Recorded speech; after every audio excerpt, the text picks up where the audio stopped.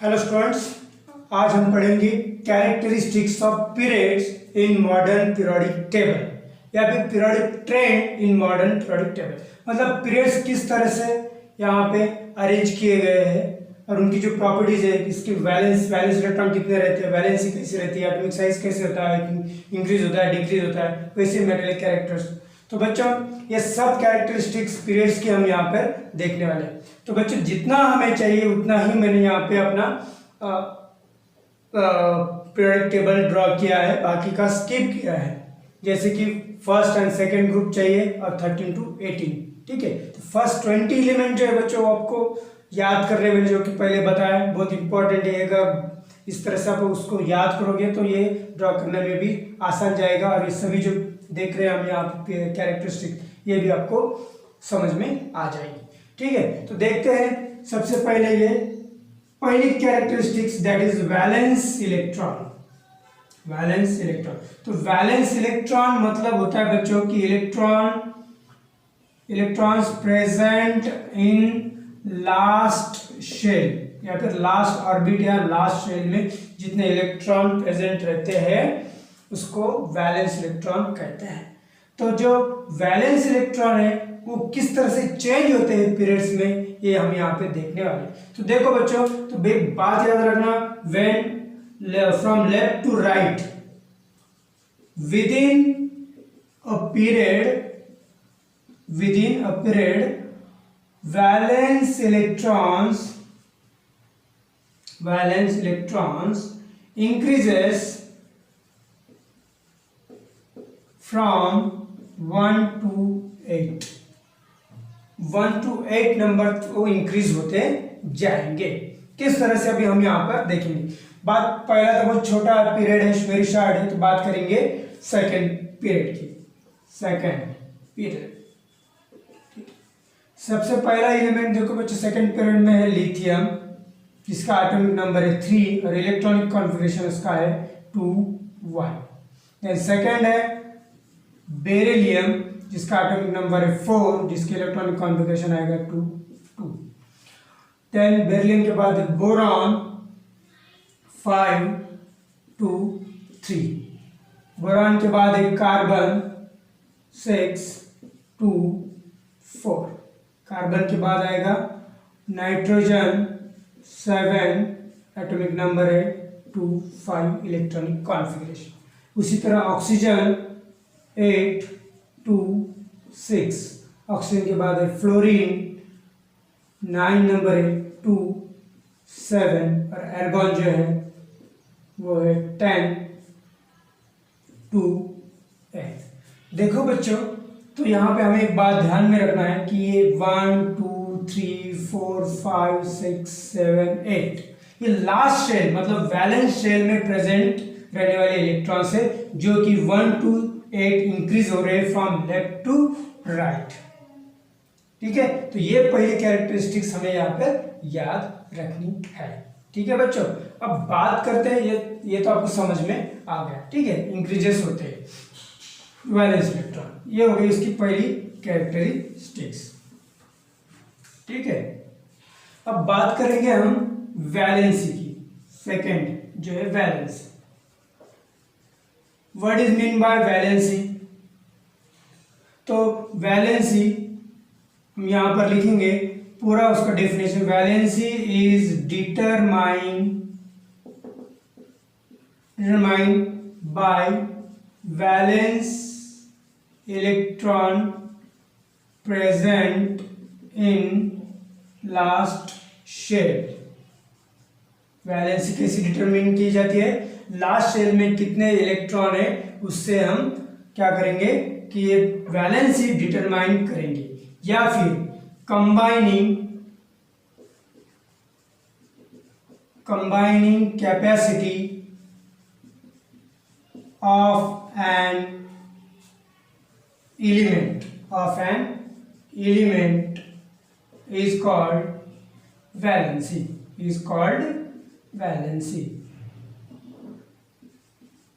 ठीक है। ये दो बातें याद रखेंगे। Valency is determined by the valence electron present in the last shell और combining capacity of an element is called as या एलिमेंट या फिर of an atom is called as valency.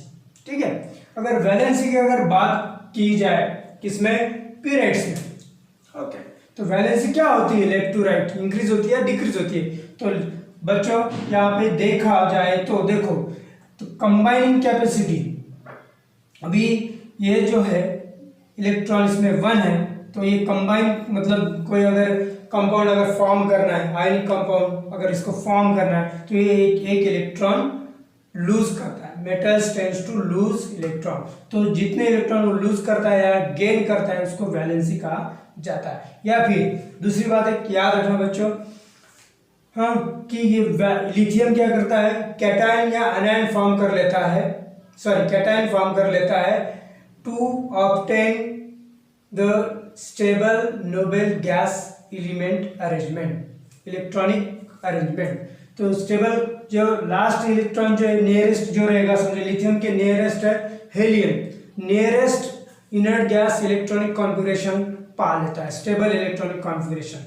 तो स्टेबल इलेक्ट्रॉनिक कॉन्फ़िगरेशन पाने के लिए उसको एक इलेक्ट्रॉन देना पड़ता है, लूज करता है, फिर तब जाके वो हीलियम जैसा अपना इलेक्ट्रॉनिक कॉन्फ़िगरेशन पा लेता है।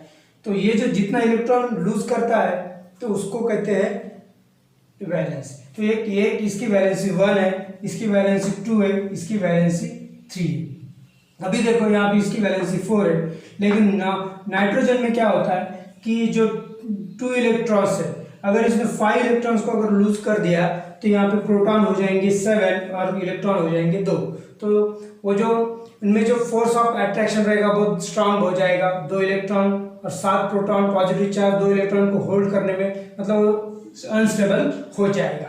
ठीक है, तो ये होता नहीं तो ये क्या कर लेता है, फिर 2 इलेक्ट्रॉन गेन कर लेता है और अपना इलेक्ट्रॉनिक नाइट्रोजन जो है नियॉन के पास है, nearest noble gas electronic configuration वो कर लेता है।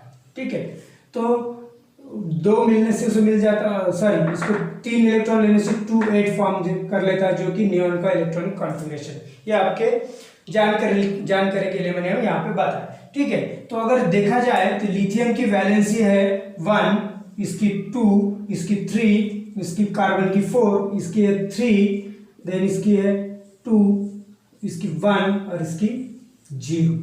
ठीक है, तो देखो बच्चों यहाँ पे क्या हो रहा है कि वैलेंसी जो है क्या हो रही है, first from left to right with in a period, first valency increases from 1 to 4, then decreases from 4 to 0।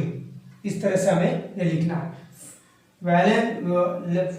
Left to right with in a period valency increases from 1 to 4 and then decreases from 4 to 0।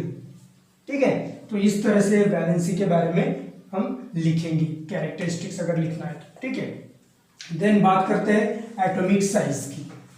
ठीक है,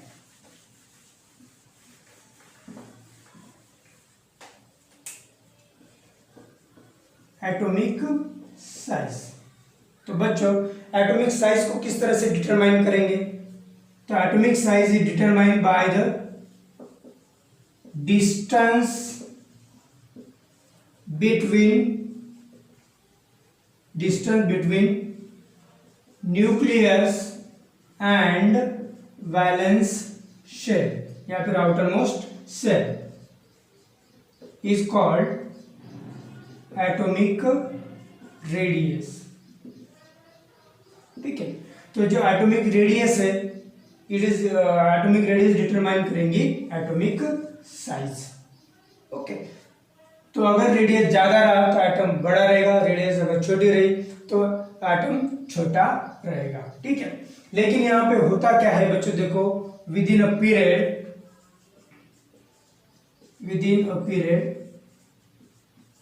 from left to right,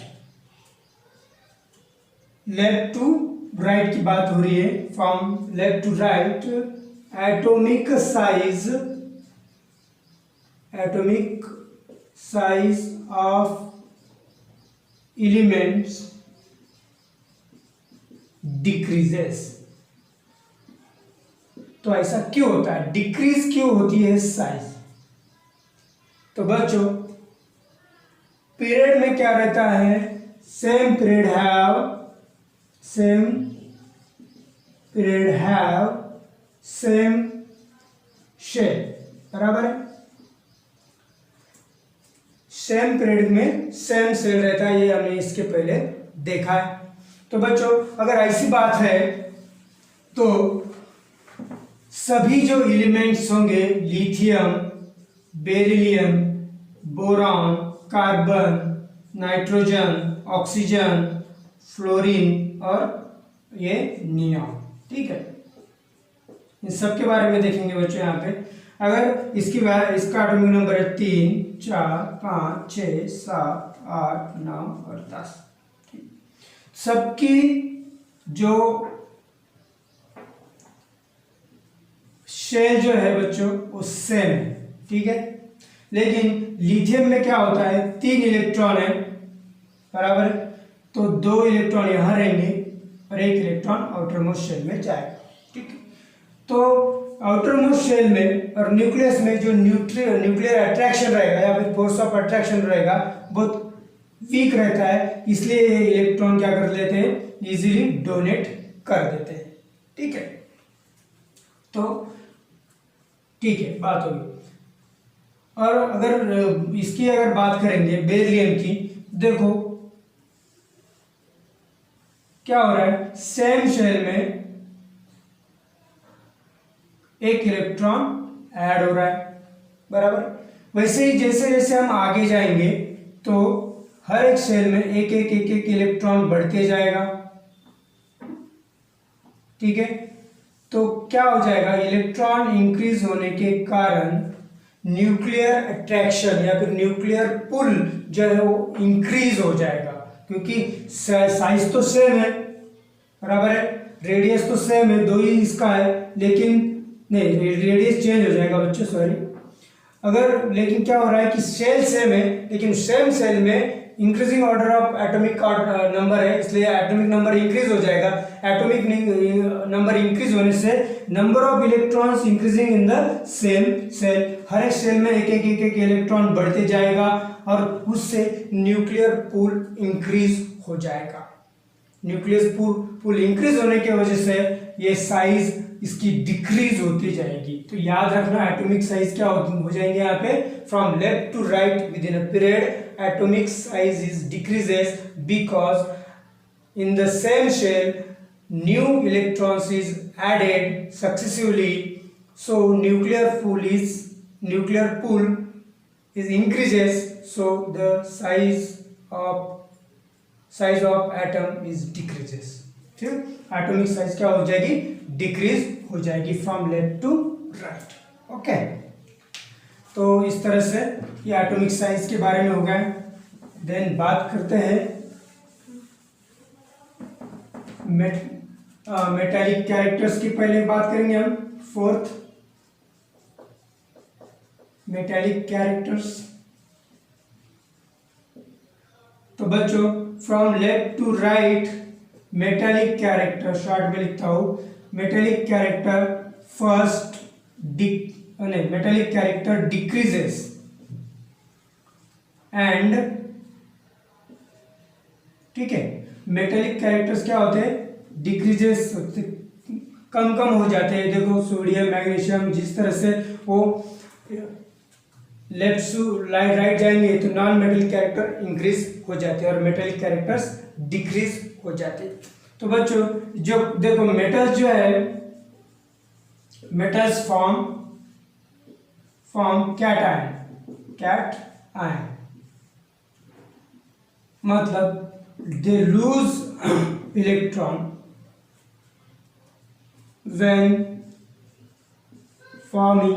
when form ionic compound. जब वो ionic compounds form करते हैं तो metal क्या करते हैं, इलेक्ट्रॉन्स लूज करके कैटायन फॉर्म कर लेते हैं। तो ये जो टेंडेंसी है, ये टेंडेंसी को कहते हैं इलेक्ट्रोपॉजिटिविटी। तो इलेक्ट्रोपॉजिटिविटी जो है वो क्या हो जाती है, from left to right decrease हो जाती है, मतलब non metallic characters from left to right decrease होते जाते हैं। ठीक है, ये बात याद रखेंगे। और अब अगर ये बात करते हैं तो देखो मैंने जो बात आपको बोली है कि क्या होता है कि वैलेंस इलेक्ट्रॉन इंक्रीज हो जाते हैं। क्या है? वैलेंस इलेक्ट्रॉन इंक्रीज हो जाते हैं तो उसका न्यूक्लियर पूल क्या हो जाता है? न्यूक्लियर पूल बढ़ जाता है। तो जो टेंडेंसी है इलेक्ट्रॉन लूज करने की वो डिक्रीज हो जाती है। तो इलेक्ट्रॉन लूज नहीं कर पाते, तो लूज नहीं कर पाते तो फिर उनकी जो मेटेलिक कैरेक्टरिस्टिक्स है वो डिक्रीज होते जाती है। ठीक है बच्चों, ये बात याद रखना। देन बात करेंगे नॉन मेटेलिक कैरेक्टर्स की। Fourth, non metallic characters. Okay, non metallic characters की अगर बात करेंगे यहाँ तो नॉन मेटेलिक कैरेक्टर्स क्या हो जाएंगे?